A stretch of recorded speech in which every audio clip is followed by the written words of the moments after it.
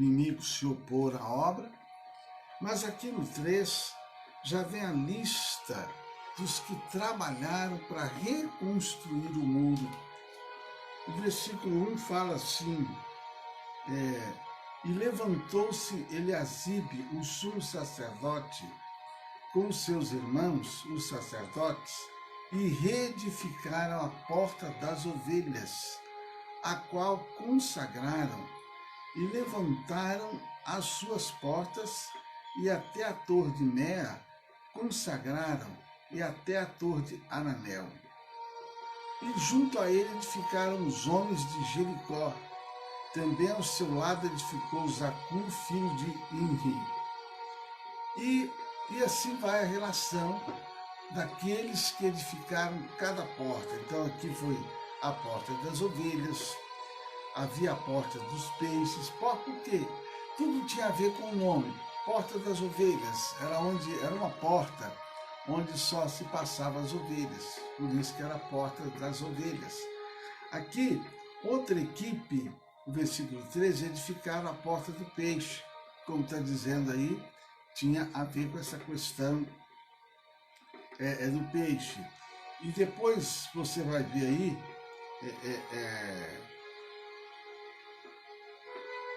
a porta velha, porta do monturo, e assim por diante. Porta do monturo era a porta que dava exatamente para o monte de lixo, né? Esse monturo era isso, onde é que estava lá os lixos e assim por diante. Então, essas portas, o povo de Israel, eles tinham muito orgulho delas. Então é por isso que no capítulo 2 fala que ele ficou até triste em ver a destruição dessas portas. E aqui você vê que o Neemias, ele dividiu os trabalhadores. É o que fala aqui, cada versículo deste capítulo, o nome daqueles que repararam as portas. E eles sempre, querido, estavam aqui próximo de suas casas. É bom lembrar que eles estavam em tempo de guerra, eles estavam correndo risco de vida. Então, ele dividiu essas equipes e eles estavam de perto de suas casas. Uma coisa que nós vemos nesse capítulo, querido, aqui, é que todos se tornam um. A reconstrução inicia com a descrição dos nomes dos envolvidos. Além do sumo sacerdote Eliasibe, que restaurou a porta das ovelhas e os muros próximos ao templo, muitos outros com diversos ofícios se dedicaram à reforma. Entre eles, sacerdotes, levitas, comerciantes e até mulheres, como a filha de Salum. Versículo 12 fala, e ao seu lado reparou Salum, filho de Eloés, líder da outra meia parte de Jerusalém, ele e suas filhas. Então você vê aí os nobres, e ao seu lado repararam os tecoitas, porém os seus nobres não submeteram ao serviço do seu senhor. Então só os nobres, só os bacanas que não, né? Mas você vê que os sacerdotes, comerciantes e até mulheres, todos se tornaram envolvidos na reconstrução daquela porta, na reconstrução, que não trabalharam de bom grado. Os demais estavam à disposição do Altíssimo, sem se considerarem mais ou menos importantes que os outros. Eram uma só fé, com um só objetivo. Então, queridos, esse é o pensamento dos verdadeiros servos que fazem parte do corpo do Senhor Jesus Cristo. Então, amados, por que Neemias fez essa citação dos trabalhadores? Foi uma forma dele honrar. Você vê que o nome daqueles que restauraram as portas foi uma forma dele honrar. Para que minha Bíblia? Mas esse capítulo aqui não ensina nada não. Eu vou passar isso aqui. Mas só que Neemias, ele fez questão de honrar aqueles que trabalharam. A Bíblia diz assim que Deus honra aquele que o honra. Quantos casamentos, queridos, acabam porque às vezes alguém se sente que não é honrado, principalmente a mulher. Às vezes ela sente que ela não está sendo honrada pelo marido, não está sendo honrada pelos filhos. Há situações, às vezes, ao contrário também, que o marido não se sente honrado, valorizado pela esposa. Mas quantos casamentos que às vezes que você conhece, que um dia acabou porque faltou esse reconhecimento.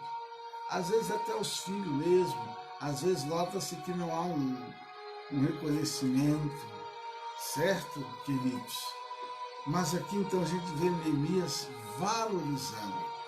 Para se ter sucesso, é muito importante o trabalho em equipe. Um certo mestre americano, uma vez ele escreveu que o segredo do sucesso é o trabalho em equipe. Aí ele escreveu tudo junto, trabalho em equipe.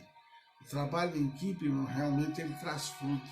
Você vê, por exemplo, no futebol, quantos times às vezes são bons, têm condições de ganhar o campeonato, têm condições de fazer um bom trabalho, e de repente o trabalho cai, porque às vezes surge ali uma picuinha, uma confusão entre os jogadores, às vezes um desfile de vaidade, aí eles deixam de se doar.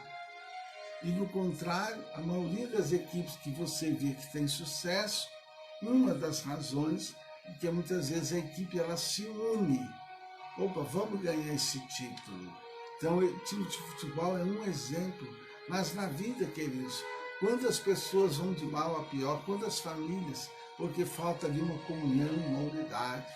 Igreja, quantas igrejas às vezes não conseguem expandir, crescer, porque falta ali aquela unidade. E assim por diante, todas as áreas da vida, queridos, é importante, como diz, a comunhão, a cumplicidade, o estar junto, o estar unido. E é o que nós vemos aqui nesse capítulo, essa união, essa unidade, para que tudo acontecesse, para que tudo dê certo. Que Deus abençoe você grandemente, em nome do Senhor Jesus. É com esse momento em que o mundo atravessa do coronavírus, você vê que torna-se necessário colocar um lockdown. E mesmo assim ainda tem pessoas que dão um jeitinho de fazer uma festa. Quer dizer, você nota que às vezes as pessoas não estão unidas, não estão coesas, nem todos estão entendendo esse momento que a humanidade está atravessando. O versículo 1 nos fala que o sumo sacerdote, eles consertaram a porta das ovelhas. A porta das ovelhas, queridos, foi a primeira e a única porta consagrada. Ou seja, ela foi dedicada ao Senhor. Por meio dela passavam os animais destinados ao sacrifício.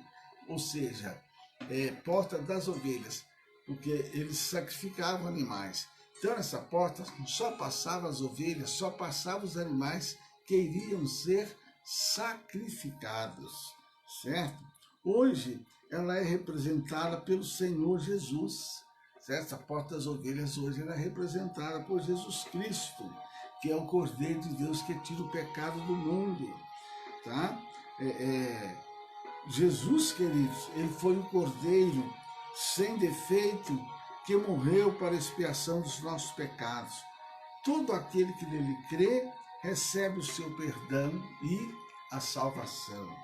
O versículo 9 nos fala também, ao seu lado reparou Refaías, filho de Ur, líder da metade de Jerusalém. Vários relatos são descritos para registrar que a obra foi feita por meio de pessoas que interagiam umas com as outras. Então você vai ver isto, sempre do versículo 4 a 14, vem o nome de quem arrumou a porta e fala assim, ao seu lado estava fulano, ao seu lado estava Beltrano. Eu pergunto, quem é que está do seu lado? Quem é que está do seu lado? Você sabe que Moisés um dia ele precisou de 2 ao seu lado, né? O Caleb e o Ur para segurar as suas mãos. Quem está do seu lado? Quem está do seu lado quando você está triste? Quem está do seu lado quando você está em depressão, em angústia, em tristeza ou dor? Quem é que está do seu lado? Quem está trabalhando do seu lado? Quem é que está sustentando a sua mão?